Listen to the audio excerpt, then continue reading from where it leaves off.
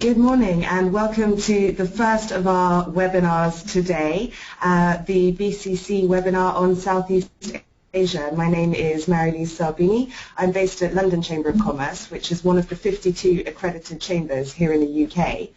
The BCC have asked me to chair this webinar on Southeast Asia, so I'll just give a very quick introduction to the session and to our speakers before handing over to our speakers who are on the ground in the Philippines, in Cambodia, in Indonesia and in Taiwan. So over the next 45 minutes we'll have a quick view of the region at a glimpse, followed by some brief market overviews and insights into the opportunities in these countries for British business before moving on to Q&A. The British Chambers of Commerce here in the UK work with British Chambers of Commerce based overseas in markets all around the world. And today we have the British Chambers of Commerce from Cambodia, Indonesia, the Philippines and Taiwan as well online. If you'd like to connect with other markets in the region, such as Thailand or Vietnam, or with your local chamber in the UK, please do get in touch with us. So there will be a Q&A session at the end. However, you can ask questions at any point just using the question box in the control panel on your screen. This is a recorded webinar, so don't worry about taking notes. The webinar will be available on YouTube shortly, so you can always go back and check information. So, without further ado, I will pass over to Chris Wren, who is the Executive Director of the British Chamber of Commerce in Indonesia, for a quick regional overview of Southeast Asia.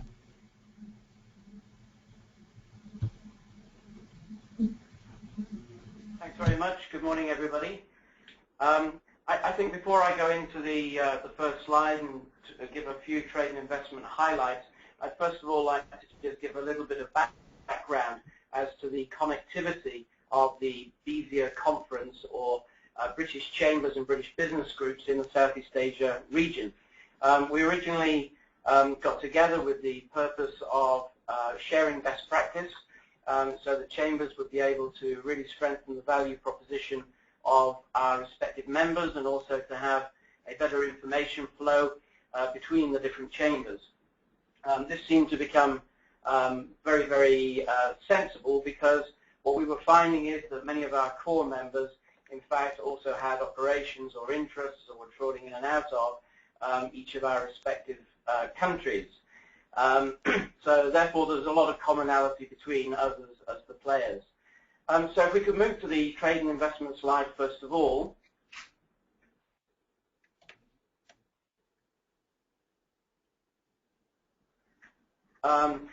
I think the significance of ASEAN as a bloc is probably well known to many people. It wouldn't take much in terms of Google research. The most important things are that total UK exports to the 6 largest ASEAN countries, which are up there and most of which are represented today, equivalent to 3 times the UK exports to Brazil, which is regarded as one of those larger countries and is quoted as part of BRIC.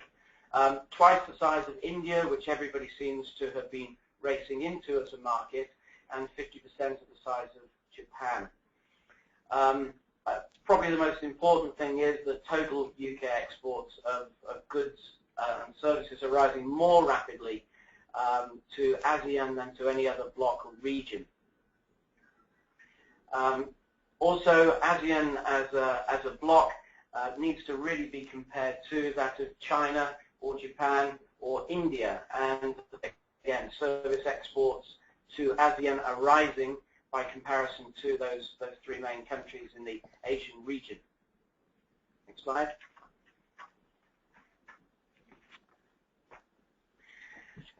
In terms of the economy, growth in Southeast Asia is expected to be well above 5%. In fact, a couple of countries very recently have revised their GDP numbers upwards. The combined GDP of ASEAN is similar to the size of the UK, and is certainly greater than India's. That is expected to continue to rise to a point whereby, just over a couple of decades, the ASEAN economy will in fact be larger than Japan's. Next slide. And before I hand over to the Philippines, what I'd just like to say is that many businesses, particularly with the advent now of the AEC, the Asian Economic Community, are looking to position themselves in Southeast Asia, probably with one of our markets as a hub to be able to exploit the different opportunities in the same way as British companies are positioned to take advantage of the European community. With that, I'd just like to hand over to my colleague over in the Philippines, who is Chloe. Thank you very much, Chris. I'm the Project Director at the British Chamber of Commerce in the Philippines, and I'll be taking you through a market overview. So why export in the Philippines? Well, we've had a steady economic growth in the past 5 years despite the financial crisis. We were less affected by the global recession, and we were achieving steady economic growth due to minimal exposure to the global effects of the crisis. The economy is relatively resilient, and this is down to domestic consumption and large remittances from overseas workers and a growing BPO industry. So we have the 40th largest global economy, and we're predicted to be a top 15 global economy by 2050. Our economy has achieved economic growth at 6.9% in Q4 in 2014, and we've posted the best growth in Asia after China on a strong agricultural output and construction activity. We have a hard-working, educated, really proficient English and an inexpensive and young workforce.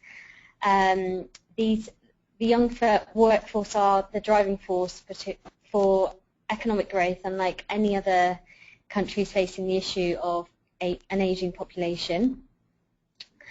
We're the fastest growing economy in the ASEAN region, and in 2013 our investment grade ratings were upgraded. We have an expanded middle class with an appetite for imported brands, and we've got plenty of investment incentives for export-orientated companies. And despite the negative perception of frequent disasters happening in the Philippines, the economy remains resilient, and it's consistently surpassing previous annual ranks based on annual GDP and foreign direct investment. Can we have the next slide? For key sectors, manufacturing continues to attract foreign direct investment, and there are opportunities for investors to set up in a free zone with PASA, which is the Philippine Economic Zone Authority here, who provide financial incentives including tax exemptions. We also have opportunities in retail, which isn't listed there, but due to the expanding middle class, we have high consumer spending, and the British brand here is established and perceived very highly for good quality, and there are opportunities also coming from the growing hotel and tourism industry for related products and services. Tourism also, I should mention, is growing in demand with increasing arrivals of tourists, investment opportunities in primary tourism such as transport services, hotels and other accommodation and ecotourism. Agriculture, so agribusiness, there's boosted investor interest in this sector with potential growth in the sector 3.5% upwards. There's also energy, which is another sector where we have opportunities, particularly with the government which has a target of tripling the country's installed renewable energy capacity by 2030. And also in infrastructure, we have planned upgrades to existing infrastructure which means there is a predicted growth rate of 5.2% per year from 2014 to 2033. Top tips really are relationships are key. The Philippine business culture is mostly based on relationship building, which will help you to find the most appropriate local partners and distributors. Know before you go as well, do your research and make sure you're aware of what the market has to offer your business services and products. Do have some patience and bear in mind that it does take time to set up in market and go through all the procedures in exporting. Here it's expect a minimum of around 4 and a maximum of 6 months to get started properly. Also be prepared to network a lot for your business. And that's where the British Chambers are useful in that respect, because we hold a lot of networking events with local businesses as well. And coordinate with key agencies that can assist you. So the British Embassy are very helpful with the UK trade and investment teams, and also the British Chambers can also point you in the right direction. The challenges, there's 3 key challenges there. Inadequate infrastructure is always going to be something to overcome. The quality in terms of traffic and decongestion can affect productivity and trade in goods and services. However, there are solutions, and the government is working to overcome these, particularly in terms of traffic infrastructure. The Skyway project is set to link port areas to ease congestion, and also look at other ports in terms of the port issue that we have here. Another challenge is investor confidence, which is affected by governance concern. There is issues of corruption, but the current President Aquino, has been working very hard on implementing good governance reforms, and the resilience of the economy has put the spotlight on the Philippines as a viable investment destination, so this shouldn't put you off in any way. But lastly, there's the challenge of government processes, which requires a certain amount of patience, and you will deal with complex and inefficient customs, administrative processes and requirements, and things that you need to have in place, paperwork. But there have been improvements in terms of trade facilitation here, but finding out the right information will guide you through this process. So it's something, if you have the right documents, then that you would avoid delays in processing those. But it's just a matter of finding out what you need before you start the process. Have next slide. I thought I'd put in a case study of a recent success story of a UK company which came to us in Q4 last year. PayWizard is a software provider, and they are based in the UK, but they wanted to expand their business into the Philippines. They connected with us, and we helped them. We helped set up a series of local meetings for them to make introductions. We went through our membership offers a lot of expertise, so we were able to match them with companies which met their requirements. So, for example, they wanted to meet a law firm, meet an accountant, and real estate companies, and we were able to source the right ones for them.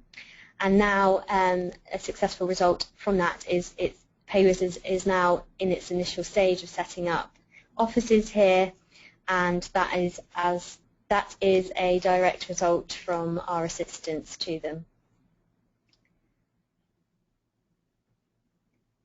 Can I have the next slide?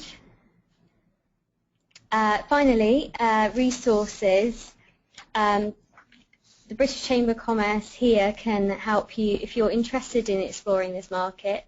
We can help you expand your business networks. We can help you link up with potential partners or distributors.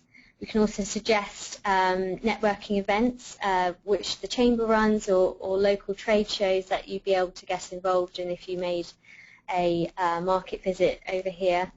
And we'd also be able to provide you with market intelligence or updates concerning your industry or anything that you particularly want to find out about. And we offer services on that, so market research, so the contact services that we can provide through local introductions, and also put together an in-market visit program for you. So we cover quite a lot there to help you on your way to exporting here in the Philippines. And that's all from me. Thank you. I'll now pass over to Olivia Widen, who's the Executive Director from the British Chamber of Commerce, Cambodia. Hi, thank you very much, Chloe. As Chloe outlined, I'm the Executive Director here in Cambodia for the British Chamber. Next slide, please. So Cambodia is an extremely exciting market with a lot of growth potential, which is why I've highlighted this as one of the key reasons why you should be exporting and doing business here. It currently ranks 11th in the world in terms of high GDP growth over the last decade, attributable to robust domestic demand from household consumption, consistently strong services and industry growth across a number of sectors, and thanks to the country's strong agricultural outputs, monetary and exchange rate policies that broadly pursues price stability and support sound macroeconomic management, and finally persistent high dollarization. Over 90% of deposits at banks here are in US dollars, and this limits the country's ability to use the monetary policy to effectively influence domestic financial conditions and mitigate external shocks. Secondly, Cambodia has a young and rapidly growing consumer class that is now earning triple the average income. It is worth highlighting as well that consumers in Cambodia are becoming much more sophisticated. And thirdly, for those thinking about setting up and doing business in Cambodia, the country benefits from the EU Preferential Market Access Scheme, which provides duty-free and quota-free access to EU markets for all products. Added to this is a relatively favorable business environment and low labor costs. It can take up to 3 months and less than $2,000 US to set up your business here. Next slide, please. British companies and British brands are present in market across a number of different sectors, and these have been highlighted on the slide along with a couple of examples of the companies and brands you'll find here. Although tourism and agriculture have been strong performers in the past, growth has decelerated in these sectors recently, and you'll find that the service sector and the real estate construction sector remain strong and are currently a growth driver here in Cambodia. In addition to those outlined above, sectors that British companies should also be paying close attention to are oil and gas in the energy sector, the health sector, and a specific focus on vocational training. The government this year has increased by 10% their budget for education, and there is an increase in private sector engagement in this area in light of quite a big skills shortage here in Cambodia. Next slide, please. So some top tips to think about when exporting and doing business to Cambodia. Most Cambodians speak a good level of English, but working through and with local partners helps to overcome cultural norms and local business practices. 100% foreign-owned companies are permitted, and registering, as I mentioned before, can take less than 3 months and will cost you less than $2,000. But it's important to remember that doing business takes longer, so patience is a must. Franchising is a good way of entering the market. Cambodia has a fast-growing consumer middle class, but it's important that you do your research to identify which products are suitable today and which may be suitable in a couple of years. Something that many people don't know is that internet penetration is one of the highest in the region. You'll find that for every Cambodian, they tend to have 4 mobile phones. Most of them are Android. But you should also remember that more traditional forms of marketing continue to be used. So it's something to keep in mind when you're thinking about marketing your product or service. Finally, and probably the most important tip, is that there are a number of opportunities for export or doing business in Cambodia. But it is equally important to remember that the size of the opportunity is still quite small. Next slide, please.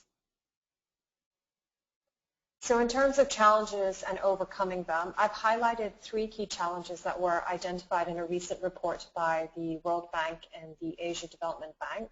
And these are the same challenges that were faced 5 years ago here in Cambodia. So to begin with, electricity continues to be very expensive in the country and infrastructure is not fully developed. One of the ways to overcome this challenge has been through the development of special economic zones in key locations in the country. For example, in the capital Phnom Penh and in Sihanoukville, where you'll find a deep sea port is located. Special economic zones are advantageous for a number of reasons because they can help from anything and everything. For example, import-export permits, registration, recruitment, etc. In addition, they also provide the infrastructure and secure source of electricity to function efficiently. Secondly, corruption is a systemic problem in Cambodia, as in many other countries in the region, and occurs predominantly around issues of tax payment. There is no single solution to overcome this challenge, but steps are being taken to improve transparency from the government side. The establishment of an anti-corruption unit has helped in the areas of prosecution and accountability. Finally, in light of the UK's Bribery Act, we have seen British companies in market beginning to sign MOUs pledging not to tolerate unofficial business practices. It is the hope that this will encourage a change in mindsets here. And finally, as alluded to previously, there is a significant skills shortage here among the young population. Steps are being taken to address this with positive signs from the government in light of the budget increase for education. Also, I mentioned this previously. Additionally, the private sector is also becoming engaged. For example, banks here have begun to partner with related associations to look at vocational training for future staff. Next slide, please.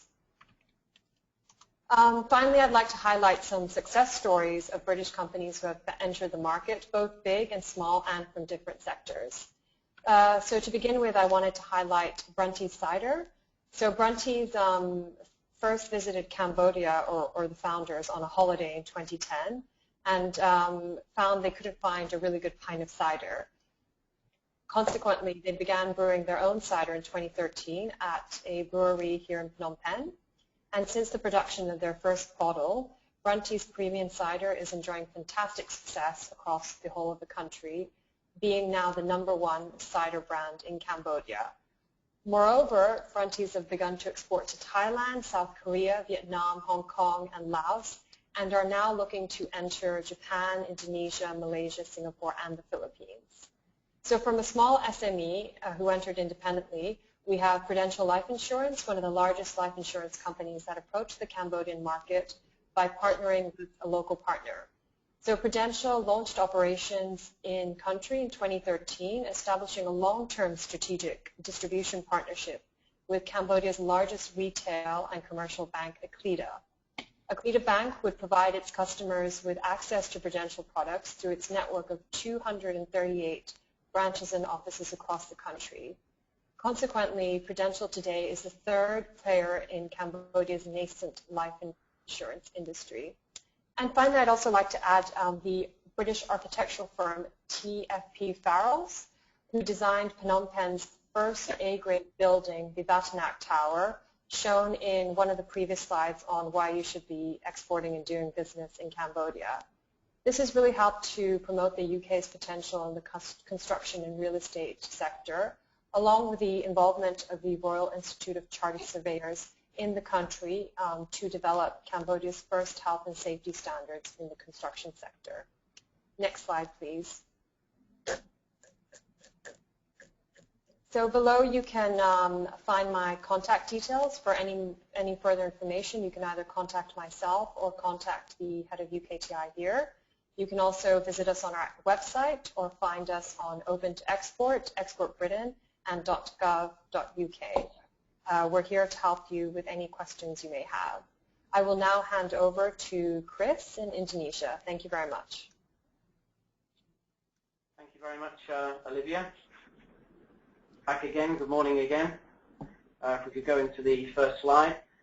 Just a brief introduction to myself. I've been in Indonesia for the last 20 years.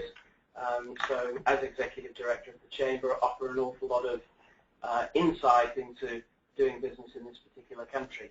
I think it's fair to say probably that most people who are here and interested in Indonesia on this webinar have already taken a look at the headline stats for the country, and that's really the compelling reasons why you're interested in knowing more. Just to highlight a few, first of all, in terms of population, 250 million, which means that it's the largest population of Southeast Asia, and it makes it the third largest democracy in the world. The transition to democracy beginning in 1998. We have the fastest growing middle class with 3 to 5 million Indonesians joining the consuming classes annually, and that in itself provides all sorts of opportunities for just about every type of product and service.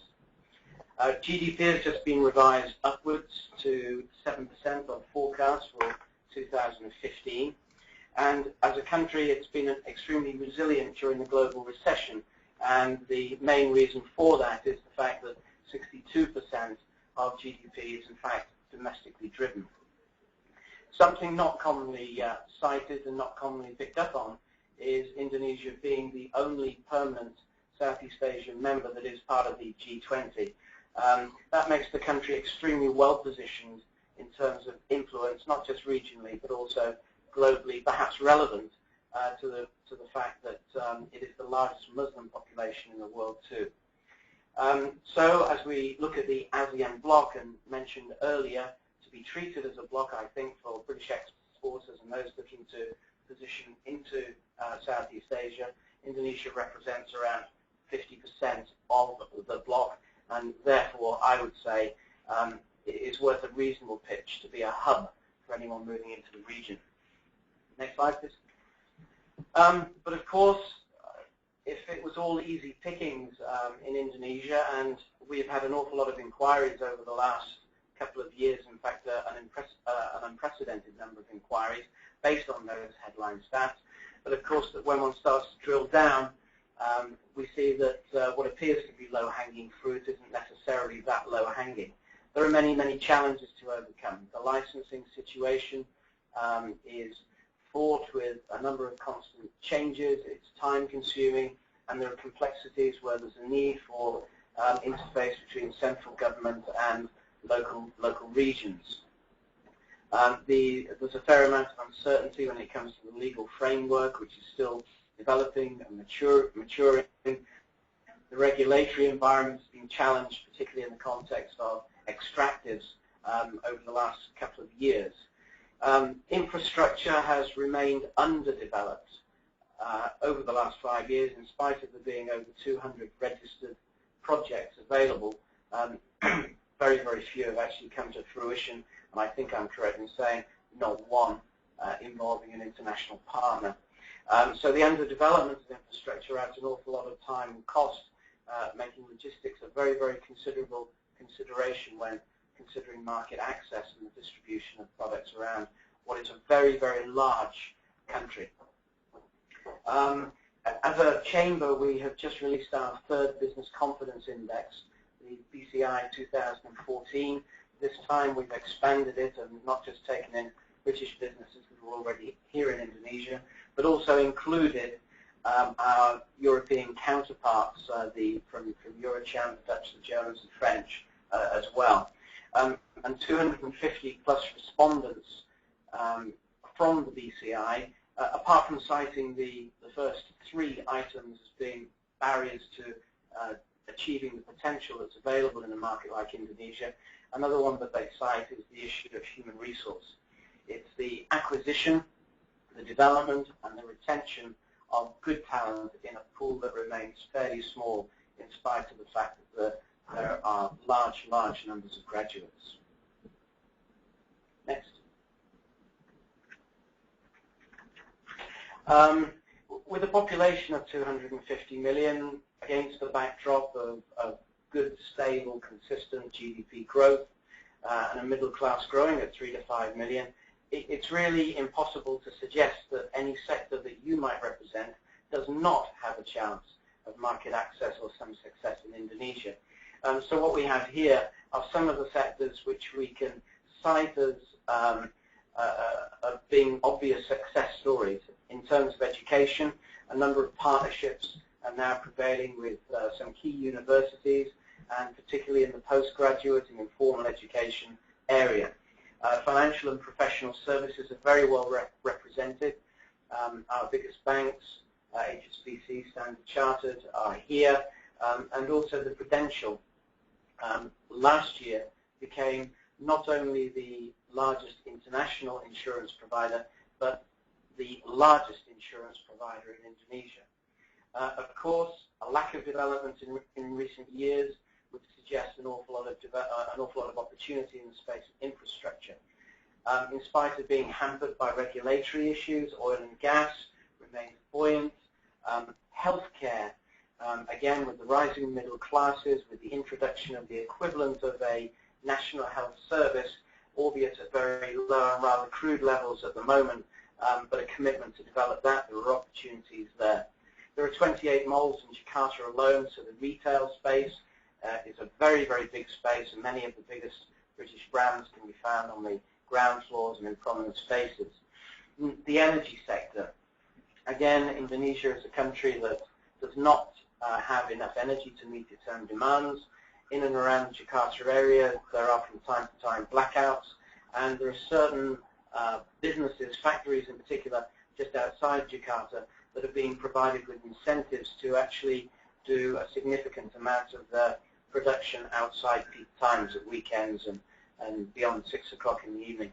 That presents, again, an awful lot of opportunity, and we would respectfully suggest that the opportunity lies in cleaner energy, sustainable energy, biofuels, waste-to-energy opportunities, and so on, which really kicks in with environment issues. Indonesia is waking up to the importance, particularly where there's interface with international partners, to be a responsible country with regard to greening the environment. And there is also an awful lot of success being generated now in the ICT space and creative. Next slide.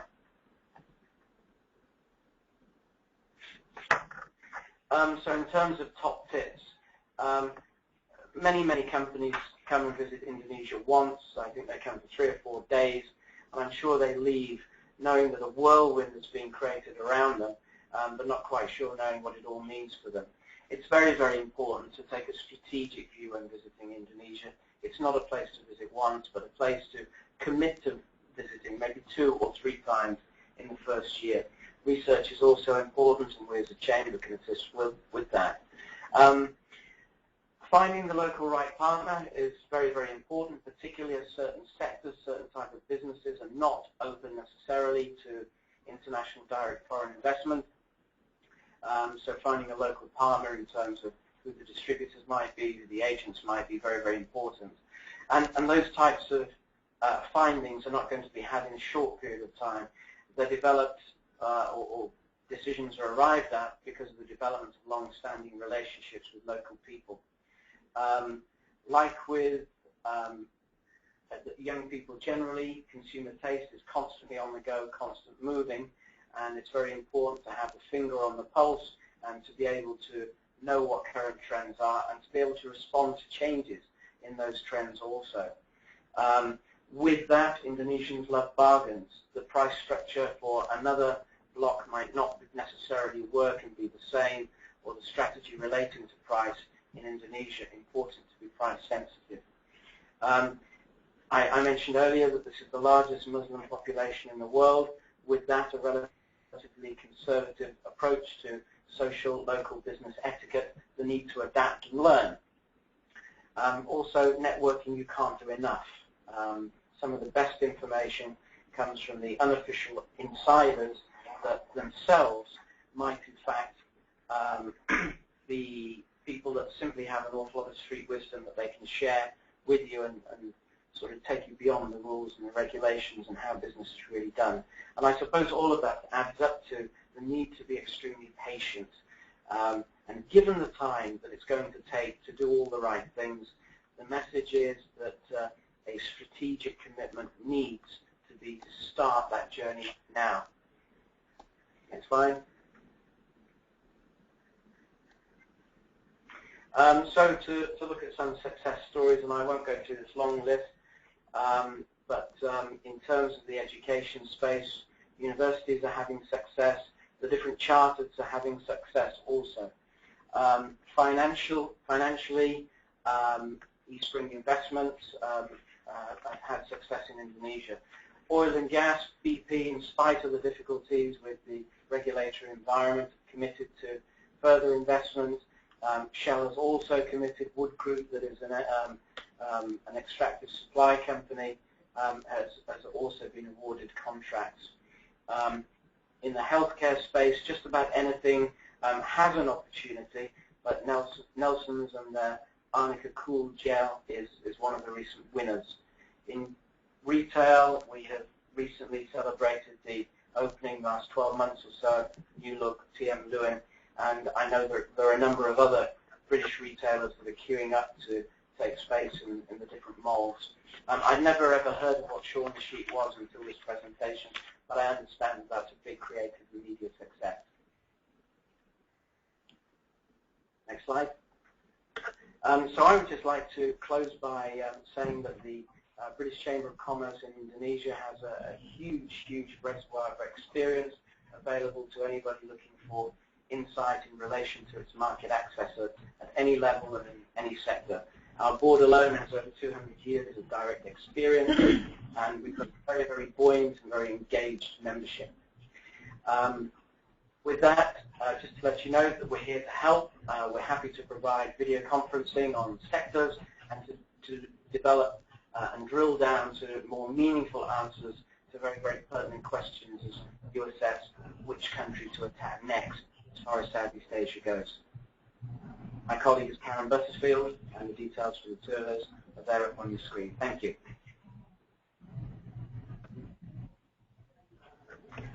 Next, introducing Stephanie over in Taiwan.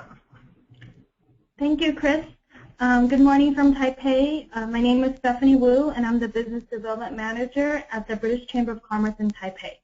So in this presentation, I will go over some important market information about Taiwan. So Taiwan's economy highlights. Taiwan's official name is Republic of China. Taiwan's economy is very open and export-driven, with an average GDP growth of 6% for the last 30 years. Exports account for about 70% of annual GDP, and imports about 65%. In 2013, GDP was about 500 billion US, and per capita GDP was 21,000 US. Taiwan is ranked as the 27th largest in the world in 2013 in terms of nominal GDP. Taiwan is a very competitive player in the world. In the 2013 and 14 World Competitiveness Ranking, Taiwan ranks number 13. Taiwan is currently a member of the WTO and ranks as the 18th biggest trading nation in the world. In terms of trade, Taiwan's key trading partners are China and Hong Kong combined, amounting to about 30% of total trade, followed by the rest of the ASEAN countries at 16%, Japan at 11%, US at 10%, and the EU at 9%. Taiwan also has a very developed global R&D center with many multinational companies such as Intel, Microsoft, Sony choosing Taiwan as the focal point for R&D in the Asia-Pacific region. The World Economic Forum's World Competitiveness Report ranks Taiwan as number 8 in the world for R&D. Traditional major industries in Taiwan include electronics and high-tech products, You've all probably heard of brands such as ASUS, Acer, and HTC.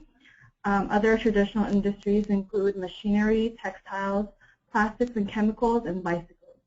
However, it's important to note that the Taiwanese government is focusing more now on high-value sector opportunities in emerging industries, which I will discuss in the next section. Next slide, please. Some of the emerging opportunities in Taiwan. For one, infrastructure consultancy and projects will generate many opportunities in the next decade, valued at over 80 billion pounds. These projects include rapid transit networks in Taiwan's major cities, railway mainline upgrades, the Kaohsiung Port and Eco Park, urban regeneration, and rural revitalization. Low carbon is also another big agenda in the Taiwanese government.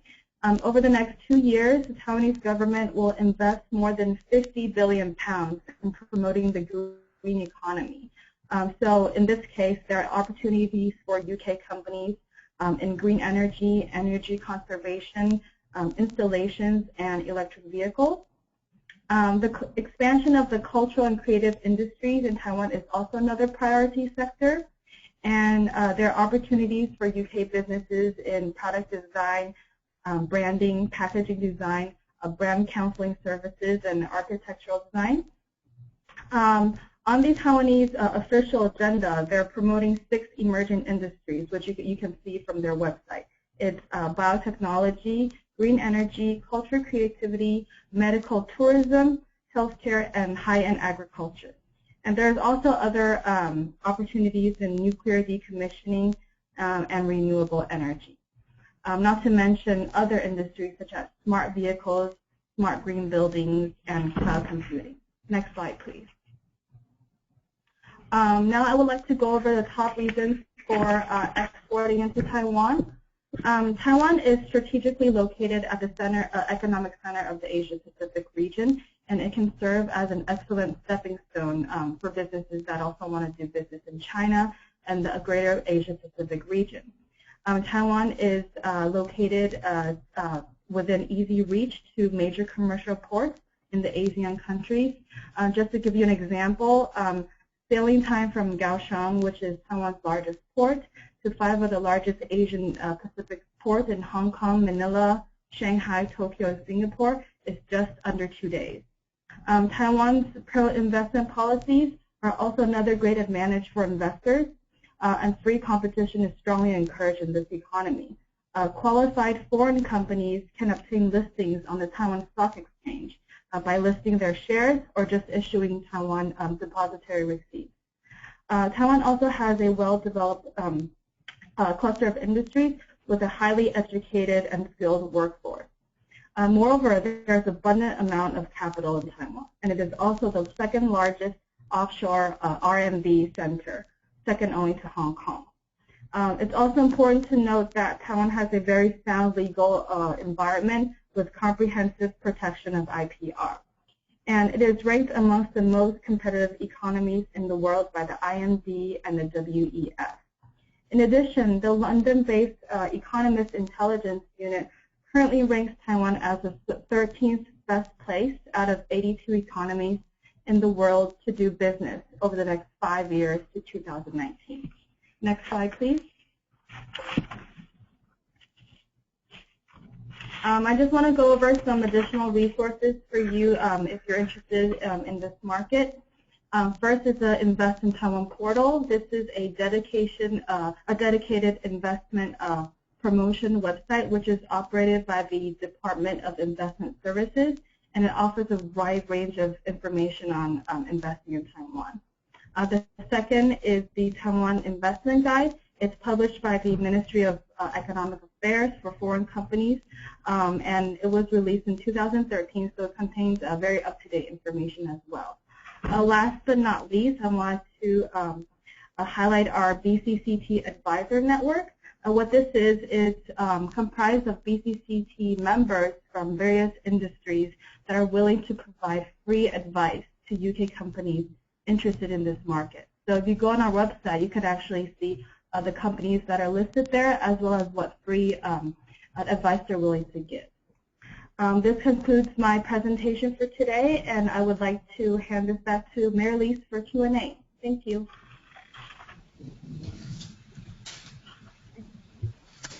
Thank you very much, Stephanie, and thank you to all our speakers. That was a fantastic international tour de force for Southeast Asia.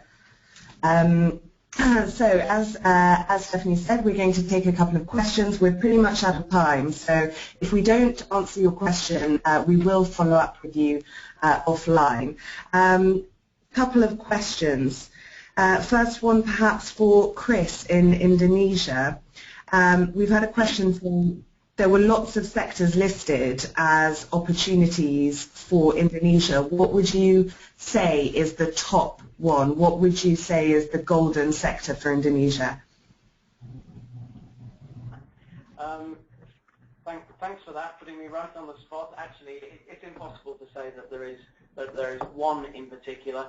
However, the focus on infrastructure in terms of the government and its recognition of the failure to develop in recent years and the real cost and drag that's having on attracting, in some cases, foreign investment. If you're any way related to the infrastructure sector, it has to represent great opportunity. A couple of big British conglomerates are involved in that space and have got themselves into projects and are certainly, I would say, very, very happy to look at other British partners as part of their supply chain. So it would have to be infrastructure. Excellent. Thank you, Chris. And then perhaps a question for Olivia in Cambodia.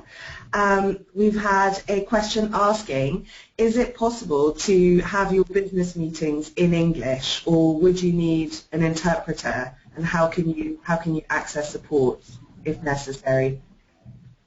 Thank you, Marilise.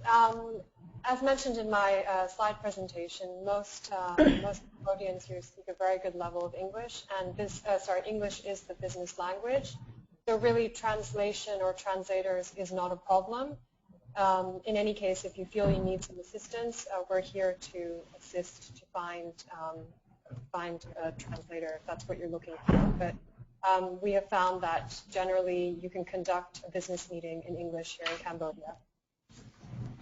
Excellent. Thank you, Olivia. And then perhaps just one more question very quickly for Stephanie in Taiwan. We've had one question come through asking, is it possible for you to provide a list of potential business partners and distributors for food products in Taiwan? Is that the sort of thing that you would be able to do, practically speaking? That is something that we can definitely help you with.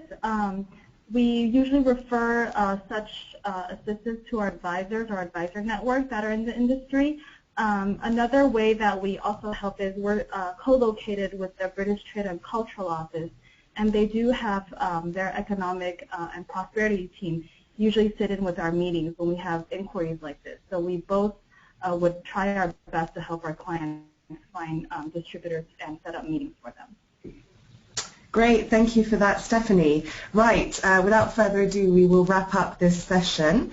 I'd like to thank all of our speakers, and just to flag that you can visit the Export Britain website. The URL is up on the website now, on your screen, sorry. And on Export Britain you can find out about the other 4 webinars which are taking place today. There's still time to sign up for those if you're interested in other markets around the world.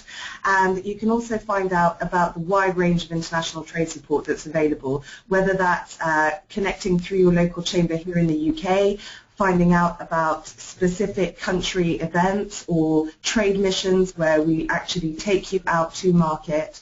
And you can access support from governments, UK Trade and Investment, as well as the British Chambers and business groups based overseas. So definitely a website to visit. And also just to flag that some of our colleagues from Southeast Asia will be over in the UK later this month doing a roadshow at various UK locations.